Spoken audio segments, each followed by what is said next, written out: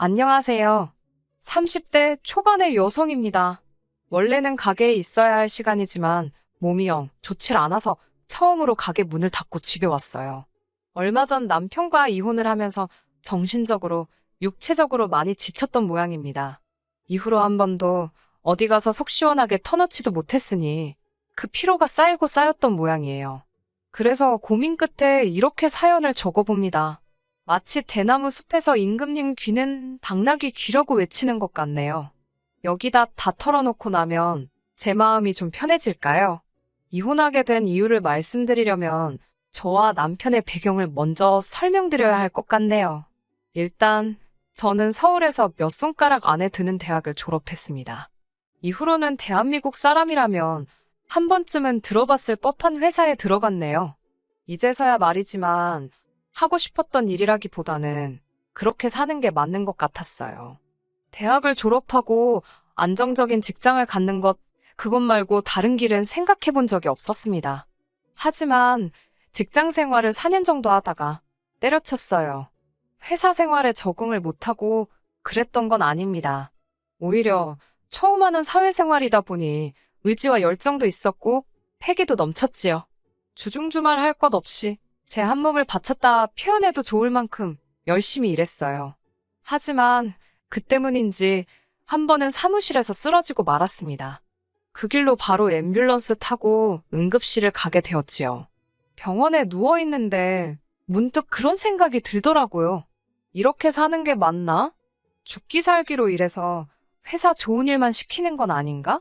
이 정도 열정이라면 뭐래도 난 잘할 수 있을 것 같다는 겁이 없었던 거지요. 돌이켜 생각해보면 솔직히 회사 생활이 마음은 편했습니다. 제가 그랬다는 건 아니지만 설렁설렁 시간만 때워도 한 달에 한 번씩 돈 들어오잖아요. 마음 고생할 일도 없고 그렇기에 회사를 관두고 장사를 시작하겠다라는 생각을 행동에 옮기기까지가 쉬운 결정은 아니었습니다. 그리고 그때만 하더라도 제가 요리의 요자도 모르는 사람이었거든요. 결국 고민 끝에 일단 아르바이트라도 해보자는 결론을 내렸습니다. 그렇게 퇴근 후에는 집 근처 식당에서 일을 하기 시작했어요. 설거지부터 시작해서 서빙에 고기 굽기까지 안 해본 게 없습니다. 돈을 번다기보다는 수업을 듣는다는 생각으로 열심히 다녔어요. 그렇게 6개월 정도 해보고 할 수 있겠다는 확신을 갖게 되었지요. 스스로에 대한 확신은 생겼지만 더 큰 관문이 남아있었으니 바로 부모님을 설득하는 일이었습니다. 부모님께선 항상 입버릇처럼 제가 얌전히 회사 생활하다가 좋은 사람을 만나서 결혼하면 좋겠다고 말씀하셨거든요. 그런 부모님께 제가 식당에서 일을 하고 있다는 것과 앞으로 식당을 차릴 거라고 했을 때 어떤 반응이셨을지 상상이 되실까요? 어머니께선 굳이 왜 사서 고생을 하려 하냐, 배부르고 등 따시니까 딴 생각을 하는 거다. 이제껏 고생의 기억자도 모르게 키워놨는데 왜 험한 길로 가려고 하냐. 너무 속상해 하셨습니다. 하지만 아버지의 반응은 달랐어요. 아버지께선 그 정도로 노력을 해보고 하는 이야기라니 말리지 않으시겠다며 사업도 다시 일어날 수 있을 때 해보는 게 좋다. 이렇게 된 거 한번 열심히 해보라고 절 응원해 주셨지요. 나중에 들었는데 아버지께서 저에게 그렇게 말씀해 주셔서 어머니께 엄청 혼나셨다고 하더라고요. 아주 그냥 딸내미 고생하라고 고사를 지내지 그랬냐면서요. 아, 저희 부모님은 사이가 좋으신 분들입니다. 그리고 마침내 저는 입사한 지 6년 차가 되던 해에 회사를 나왔습니다. 친구들과 지인들의 반응은 크게 두 갈래로 나뉘었어요. 대단하다와 미쳤다였지요. 모두 다 응원이라 생각하고 회사에서 멀지 않은 곳에 위치한 신축 오피스텔 상가에서 배달 전문 국밥집을 열었어요. 그리고 음식점은 제 예상보다 빠른 속도로 성장해 나갔습니다. 오픈한 지 4개월 만에 저 혼자서는 감당하기 어려울 만큼 주문량이 늘었거든요. 물 들어올 때 노저우라 하잖아요. 저는 고민 끝에 조금 더 큰 평수의 가게로 위치도 옮겼고 배달만 하던 가게에서 내부에서 식사도 가능한 식당으로 규모를 키웠습니다. 배달만 하던 때와 달리 홀손님을 받기 시작하자 아무래도 자주 오시는 단골 손님들과 친분도 쌓이기 시작했어요. 그리고 남편은 그 손님들 중 한 명이었지요. 무슨 출석 도장이라도 찍듯 일주일에 두세 번은 가게를 찾아왔는데 매번 똑같은 메뉴만 먹어서 모른 척을 할래야 할 수가 없었어요. 그러다 하루는 자기 아는 동생이 빵집을 오픈해서 거길 갔었는데 제 생각이 났다며 디저트 몇 가지를 두고 가더라고요. 솔직히 동네 장사다 보니 손님들이 떡도 가져다 주시고 뭐 이런 거 저런 거 소소하게 챙겨주시는 경우가 종종 있어요. 그래서 남편의 디저트도 그런 뭐랄까 이웃으로서의 호의라고 생각했지요.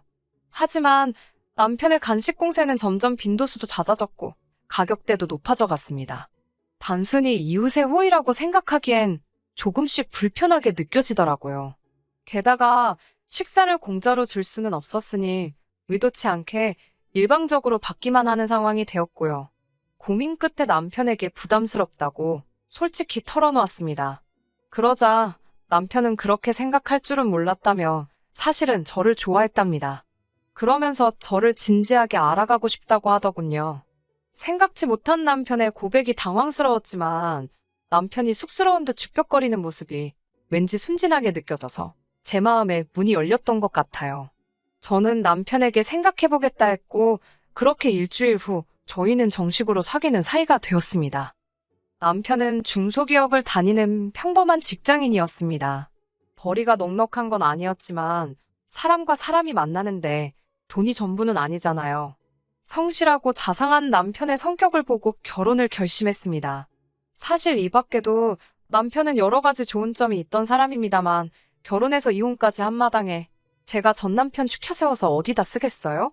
그냥 제가 바보같이 남편의 성격 하나만 보고 결혼을 결심한 게 중요한 거고 어리석었던 거지요. 남편에게는 위로 나이 차이가 제법 나는 누나가 한 명 있습니다. 결혼 전에는 만나보지 못했고요. 사실 제가 몇 번이고 만나보고 싶다고 남편에게 말은 했었거든요. 주변에서는 신우될 사람을 못하러 만나고 싶어 하냐며 저더러 특이하다, 이상하다 했지만 저는 어차피 한 가족이 될 사이인데 미리 친해져서 나쁠 게 있나? 그렇게 단순하게 생각했어요. 또 저는 남편과는 달리 외동으로 자랐다 보니 신우가 생긴다기보다는 친한 언니가 생기는 거라고 한마디로 멍청한 착각을 하고 있었거든요. 아무튼 남편에게 왜 당신 누나는 날 만나고 싶어 하지 않아 하냐니까 남편이 축벽거리더니 자기가 쪽팔려서 못 보여주겠답니다. 그리고 그때는 뭐가 쪽팔린다는 건지 남편이 정확히 말해주지 않아서 몰랐는데 결혼 후 제가 직접 겪어보니까 너무나 이해가 되더라고요. 저희 신우는 사고방식이 아주 글러먹었습니다. 상식이라는 게 없고 지 멋대로이지요. 자기한테 불리한 상황이 되면 보통 사람들은 잘못을 인정하고 사과를 하면서 어떻게든 상황을 수습하려고 하잖아요. 그런데 신우는 그런 게 없습니다. 잔머리를 쓰거나 거짓말을 해서 상황을 모면하려고 하지요. 게다가 이기적이기도 얼마나 이기적인지 남의 사정이란 건 안중에도 없습니다. 한 번은 이런 일이 있었어요. 결혼하고 얼마 지나지 않아 있었던 일입니다. 신우에게는 8살짜리 아들이 있었는데요. 어찌나 극성맞고 말을 안 듣는지 유치원 원장 선생님이신 저희 친정어머니께서도 상견례 자리와 결혼식에서 시조카를 보시고는 고개를 절레절레 저으실 정도였네요. 저는 결혼 전부터 거북이를 한 마리 키우고 있습니다. 원래는 강아지나 고양이를 입양할 생각이었는데 식당을 운영하게 되면서 아무래도 털 날리는 동물은 안 되겠더라고요. 친구들은 저더러 걱정을 사서 한다고 무안을 줬지만 솔직히 아무리 조심한다고 해도 옷에 붙은 강아지나 고양이 털이 식당에 딸려갈 수도 있잖아요. 위생은 식당의 생존과 직결되는 부분이다 보니 조심스러울 수밖에 없었네요. 고민을 거듭하는 절 보고 한 친구가 저에게 거북이를 선물해 주었습니다. 손도 많이 안 가서 키우기 어렵지 않고 또 계속 보고 있으면 은근히 예쁜 구석이 있다면서요. 그리고 그때부터 지금까지 가족처럼 키우고 있지요. 그리고 이게 문제가 될지는 몰랐네요. 신우 아들이 제 거북이를 엄청 좋아합니다. 신우의 사적인 부분이라 이렇게 이야기를 해도 될지 조심스럽습니다만 신우가 사는 형편이 좋지가 못해요. 누구 하나 저에게 속 시원히 말해준 사람이 없어서 신우가 왜 그러고 사는지는 저도 잘 모르고요. 아무튼 반지 합방에서 신혼부부와 그 집 아들, 그리고 더 어린 딸까지 내 식구가 같이 살고 있었는데 솔직히 말이 반지하지 집안에서 햇볕 한 점 보기 어려울 만큼 지하나 마찬가지인 곳이었습니다. 신우 말로는 곧 아파트로 이사 갈 거라고 했지만 처음엔 저도 괜한 오지랖으로 거기서 옴짝달싹 못하고 시조카드라고 지내는 신우가 안쓰럽더라고요. 그래서 몇 번 신우가 저희 집에 놀러 가도 되냐고 물어봤을 때 그러라 했었습니다. 그런데 그게 화근이었지요. 신우는 제 말 뜻을 아무 때나 와도 좋다쯤으로 이해했나 봅니다. 이후로 연락도 없이 찾아오기가 여러 번이었거든요. 저는 화요일에 가게 문을 닫았고 남편은 다른 직장인들처럼 주말에 쉬었습니다. 그렇다 보니 신혼인데도 서로 얼굴 볼 시간이 많이 없었던 게 사실이에요. 그렇다고 해서 그 점을 불평하진 않았습니다. 솔직히 서로에게 방해받지 않고 쉴 수 있으니 좋다고 생각했거든요. 그리고 주말 중 하루는 남편이 가게에 나와 일을 도와주기도 했으니 딱히 서운할 건 없었지요. 하지만 신우가 시조카드를 데리고 주말마다 오기 시작하면서 저희의 생활 패턴에 조금씩 금이 가기 시작했습니다. 게다가 신우나 시조카나 할 것 없이 저희 집을 자기들 집처럼 활개를 치고 다녔으니 저도 모르게 점점 예민해지더라고요. 문제가 된 그날은 아침에 준비한 국밥이 평소보다 일찍 다 팔려서 생각보다 이른 귀가를 했어요. 신우가 온다는 소리도 못 들었기 때문에 남편이랑 뭐라도 시켜 먹을까 즐거운 상상을 하며 집에 들어갔지요. 하지만 집에 들어서기가 무섭게 짜증나는 상황을 보고 말았습니다. 시조카가 어항에서 거북이를 꺼내 이리저리 주물떡거리고 있더라고요. 어이가 없어서 제가 바로 거북이를 낚아채 어항으로 돌려놨습니다. 그러자 시조카가 자기 지금 갖고 놀고 있다며 당장 내놓으라며 울어제끼더라고요. 신우가 어디선가 불이 나게 쫓아와서는 그까짓 거북이가 자기 아들보다 중요하냐며 소리를 꽥 질렀고요. 제가 하는 행동이 자기 아들의 EQ 감성을 해치는 거라나 감수성을 망가뜨린다나 뭐 말 같지도 않은 소리를 하면서 말이지요. 그러면서 자기 같으면 시조카한테 그냥 선물로 줬을 거랍니다. 제가 황당해서 신우한테 동네 수족관 가서 하나 사주라고 그랬어요. 얼마 비싸지도 않다고요. 그러자 신우가 한다는 말이 자기가 5,000원 줄 테니까 일주일만 빌려달랍니다. 자기 아들이 일주일 정도 데리고 있으면 분명히 질릴 거라면서요. 엄연한 생명체인데 그걸 돈 주고 빌리려는 신우의 사고방식이 도무지 이해가 되질 않아서 정말 입을 떡 벌리고 신우를 쳐다봤습니다. 그래도 저 신우를 이해해 보려고 했습니다. 애가 하도 찡찡대고 그러니 정신 사나워서 실언을 한 거겠지라고요. 하지만 신우의 성격 자체가 문제가 있다는 걸 알게 되기까지는 오랜 시간이 걸리지 않았습니다. 하루는 남편이 저에게 오늘만 차를 바꿔 타면 안 되겠냐고 묻더라고요. 평소에 남편은 외제차인 제 차는 부담스러워서 끌기 싫어하는 사람이었기 때문에 그런 남편의 제안이 꽤나 의아했어요. 하지만 오래지 않아 남편의 의도를 알아차리게 되었네요. 남편이 저에게 그런 이야기를 꺼냈던 건 바로 신우 때문이었습니다. 신우가 친구들과 모처럼 만나기로 했었대요. 그런데 신우가 저희 남편에게 그 약속 이야기를 하면서 제 차를 좀 빌려달라 하더랍니다. 남편은 그러면 누나가 직접 이야기하라 했대요. 그런데 신우가 자존심 상한다고 어떻게 그런 소리를 하냐면서 너는 네 누나가 네 마누라한테 아쉬운 소리 하는 게 보고 싶은 거냐며 악다구니를 썼다네요. 그 기세에 눌린 남편이 결국 저에게 말도 안 하고 제 차를 신우에게 가져다 주었고요. 제가 이 사정을 알게 된 건 신우가 사고를 냈기 때문이었습니다. 막말로 티나 안 나게 조심히 타지 이게 다 무슨 일인가 싶어서 짜증이 몰려오더라고요. 남편과 신우가 잔머리를 굴려 저 몰래 제 차를 가져갔다 보니 보험이고 뭐고 아무런 대비책도 없었거든요. 큰 사고는 아니었지만 결국 상대방에게 현찰로 300을 주기로 하고 대신 법적인 절차는 밟지 않는 쪽으로 이야기가 되었습니다. 그리고 상식적으로 이 일은 신우가 수습하는 게 맞다고 생각했기에 300을 달라고 했어요. 그러자 신우가 보이는 반응이 아주 가관이었습니다. 아주 정색을 하면서 그걸 자기가 왜 내냐고 저에게 따지더라고요. 그러더니 대뜸 저희 남편한테 뒤집어 씌우는 게 아니겠어요? 보험도 안 들고 자기한테 차를 가져다 준 제 남편이 잘못한 거라면서요. 그러면서 절대로 300은 못 준다고 아주 어깃장을 놓았습니다. 제가 신우였으면 이후로는 솔직히 올케인 제 눈치가 보여서라도 더는 아쉬운 소리를 안 했을 것 같아요. 하지만 저희 신우는 정말 속도 없더라고요. 합의금 300이 해결되기도 전 신우가 말 같지도 않은 부탁을 해왔습니다. 저더러 집을 좀 빌려달라대요. 저는 처음에 제 귀를 의심했어요. 세상에 돈 빌려달라는 사람은 있어도 집 빌려달라는 사람이 있을 거라곤 상상도 못했으니까요. 제가 그게 무슨 소리냐니까 자기 친구가 미국에서 한국으로 놀러를 오는데 그 친구가 머물 곳이 필요하대요.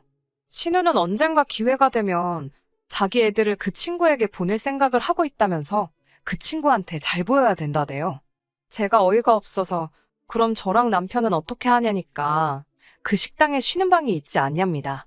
제가 그게 무슨 방이냐고 한 사람이 간신히 다리나 뻗고 앉는 공간이지 아무튼 말도 안 되는 소리 하지 말라고 했습니다.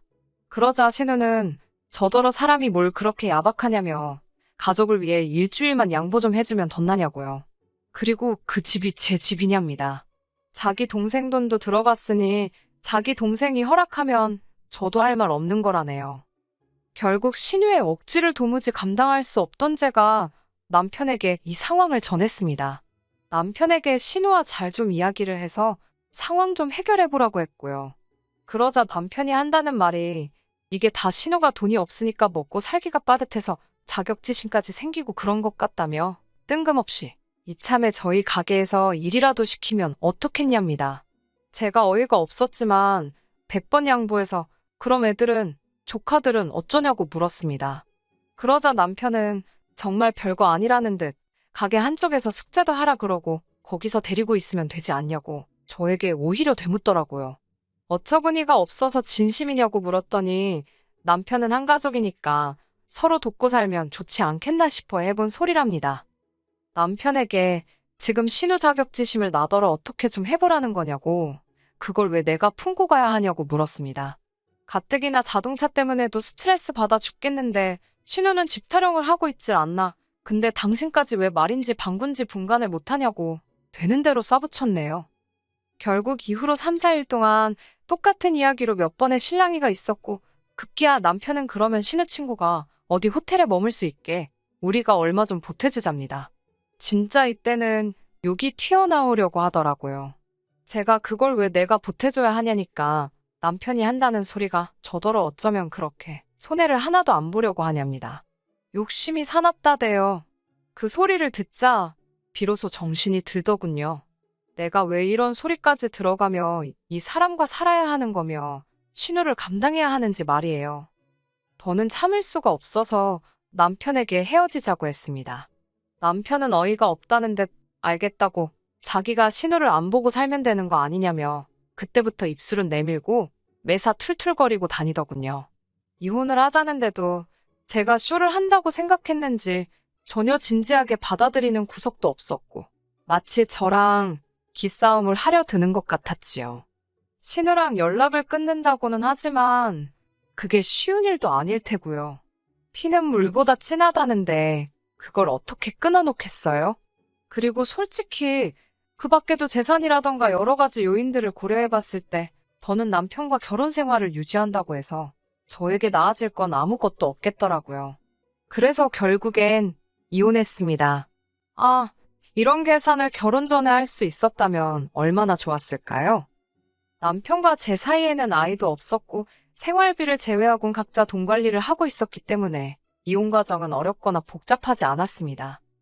이후로 저는 처음 장사를 시작했던 초심으로 돌아가 열과 성을 다해 가게에만 신경 쓰고 있습니다. 이혼까지 하고 돌아보니까 삭막하게 들리겠지만 절 배신하지 않는 건 돈밖에 없다 싶더라고요. 그래서 오늘도 열심히 돈 벌고 왔네요. 그 300은 이혼할 때 남편 몫에서 제가 셀프로 정산했습니다. 남편은 그런 법이 어딨냐고 따졌지만 저도 지지 않고 내 차를 나한테 말도 안 하고 네 누나한테 가져다 준 거부터가 범죄라고 한번 민사라도 걸어볼 거냐고 맞불을 두니 입을 딱 다물던걸요? 이후로 남편이나 신우나 어떻게 살고 있는지 정확히 들은 바는 없습니다. 관심도 없고요. 지들 멋대로 살겠지요. 뭐, 제 알바인가요? 그래도 여기 와서 신나게 한 20분 떠들고 나니까 마음이 좀 개운해지네요. 내일은 오늘보다 더 힘내보겠습니다. 저한테 응원의 박수 좀 부탁드려요. 끝까지 들어주셔서 감사합니다. 오늘의 사연은 여기까지입니다. 구독과 좋아요, 알람 설정 부탁드리고 더 좋은 사연으로 다시 찾아뵙겠습니다. 감사합니다.